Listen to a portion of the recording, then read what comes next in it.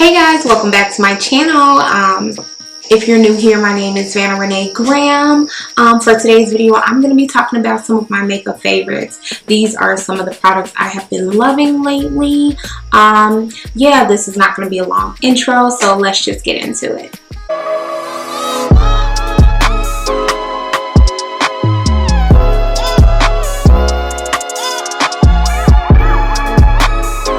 Okay, so first things first, I think I want to start with primers. So for the first primer I've been loving is this Fenty. It is the Soft Matte Primer. I love how this looks on my skin. I love how it controls my oils. For me, it's really hard with me having like combination skin, more so oily. Let's look combo. More so oily skin. It's really hard for me to find a foundation. It's really hard for me to find a primer that's not going to matte me out too much. I used to use this BECCA Ever Matte Primer, and I can use this primer if I'm using more so of a dewy foundation. But this primer right here, I can use it with a dewy foundation. I can do it with a matting foundation. My skin doesn't look too dry underneath. So this is definitely one of my favorites. Up next, I have foundations. I don't have the top for this foundation, so it kind of looks gross. It is the Fenty foundation, the matte one in 420, as well as the dewy foundation. Hydrating. I take that back. It's not dewy, it's hydrating. I didn't want to, when I first heard about this foundation, I did not want to try it because I didn't think it was going to work with my skin. But honestly, I really do like it. I do have to touch up with this foundation, but I still like how it makes it, you know, I just can't talk. It's 12:12. I can't talk. Okay. I really like how it makes it look like my skin, but better. And last but not least, the Anastasia foundation. I tried this foundation, and when I put it on, it was a complete perfect match. It matched me. I found my shade very quickly, but I do like how it is luminous, but it doesn't make me look oily. I've tried dewy foundations before, and I've been like, no, girl, you cannot get away with that. Take that off. Like, literally, like some dewy foundations, I put them on, and within like 20 minutes, I look like I'm melting. Like I went out in the sun and I've melted. Like, that's what it looks like when I put on a dewy foundation. But this foundation does not do that to me, and I am in the shade 490W. So all these products will be listed down below just in case you're trying to find your shade. You can kind of bounce it off me. I try to mention my foundation shades down in the description box to try to help out anybody that I can. Now time for powders. I only have 3 powders I am loving right now, and it is I just tried this. I love how it smells. It is the It's the Huda Beauty. It's the Huda Beauty powder in Knaf. I really love how this looks. It's a pretty, it's like a really pretty like golden shade. It really complements my skin tone, and to me, it has a really nice smell. I don't know why. Like, lately, I've been obsessed with like what products smell like, and I noticed that her foundation, like all her products, have a smell, and I'm loving. I love how this smells. This powder, especially for women of color, is bomb. Up next, I have another powder that smells, and it is the Fenty powder and honey. Now, when I first tried this in banana, I did not like how it looked on my skin. I was like, no. It made me look very, very, very ashy, and I did not like that. So I switched to this shade. I forgot who. I think it was Andrea Renee. I'm not sure, but I'm pretty sure it was Andrea Renee, and she had banana, and she switched to another shade. I think she switched to honey, and Jackie Aina switched to like cashew.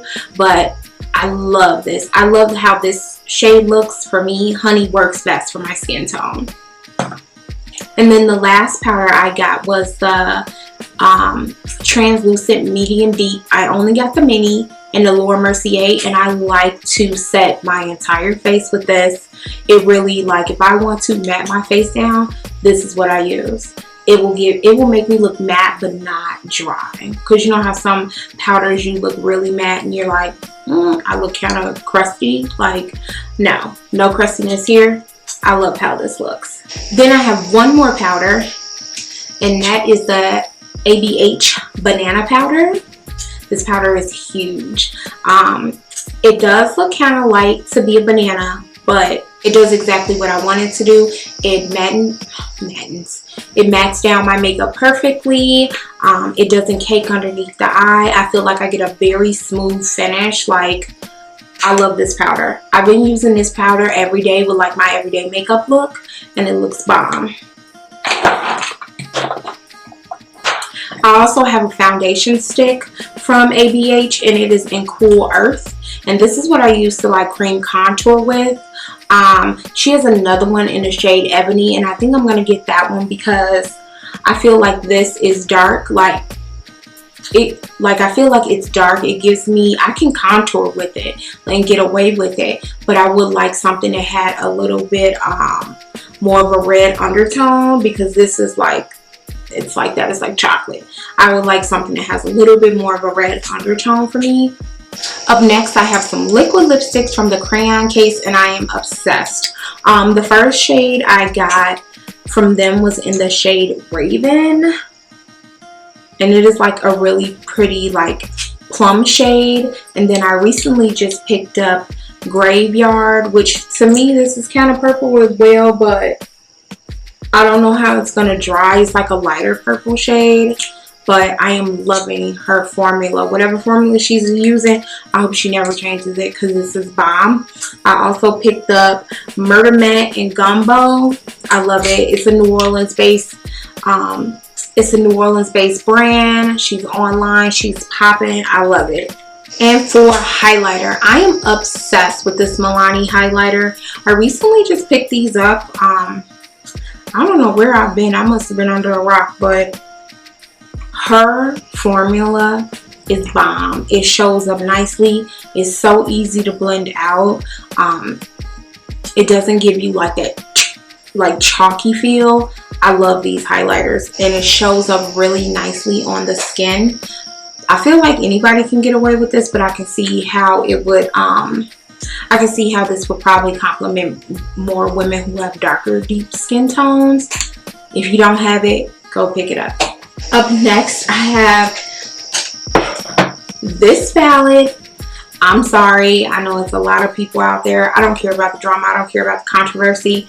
I love this palette. This is the first ABH palette that I have been able to use every single color in. It complements my skin tone. I can do pretty much everything with this palette. This palette is definitely something that I could wear every day. It is a staple in my collection, and I love it. And it has Jackie Aina's logo on the front, and that's my girl. So, and I support. So I definitely would have to say this is one of my favorite Anastasia palettes. I don't care if they come out with a new one or one after that or one after that. This is always going to be one that actually works for me. I have 3 glosses right here that I have been obsessed with. The first one is by this brand called Floss. I got this in a Allure bag. I love this. You can literally, it doesn't, you know how some glosses, like sometimes they start to cake up and you just don't. This gloss doesn't do that. It's never done that to me. Sometimes I put it on at night after my whole skincare routine. It's very hydrating. It's not like so sticky, but it still is like a bomb gloss. I love it. Also, I have a gloss from Kylie. This was one of the first glosses I've ever tried from her, and it's in the shade Yes Girl, and it has like a little bit of glitter in it. That's what it looks like in the bottle, but it is bomb. I love it. Can't complain about the price point. Honestly, it's Kylie. I don't expect it to be $7, so it is what it is, but I do love the gloss. I think these are like $18. And then I got this gloss from MILANI that I feel like if you can't get the Kylie gloss, you should definitely get the MILANI gloss. You'll definitely get more product. You definitely save your money. So this is in the shade Gold Dust, and I picked this up, and that's what I had on my lips before I put the floss gloss on top of it, and it is bomb. It has like these little gold flakes in it, and it does not do the same thing. Like, you don't get that little icky like residue on your lips sometimes.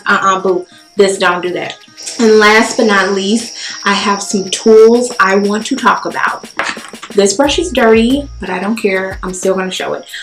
This is the e.l.f. Ultimate Blending Brush, and this is what it looks like. I like the fact that the top is like flat. So when like you do apply your foundation, it kind of sits on the brush, and it's kind of easy to, like, the handle, like, I don't know why, it's something about this brush that I'm just loving. I love how you can hold the handle, how you can blend out your foundation. It's just nice, and I'm pretty sure this brush was like so cheap. I'll list the price up on the screen, but I love this brush. This brush is bomb. And also the e.l.f. sponge. I have been so sleep on their products.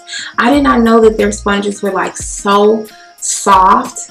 To me, they're softer than the Real Techniques sponges, and way cheaper. Like, you know, if I can figure out a way to cut corners, if I can cut corners with a sponge, I'm gonna cut corners.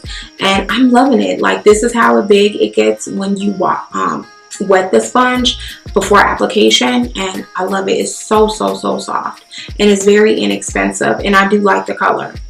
The pink, I'm sorry, I like the color. I obsess over small things like that. And the next thing is now all these brushes, some of these brushes didn't come in here, so I'm just going to take them out.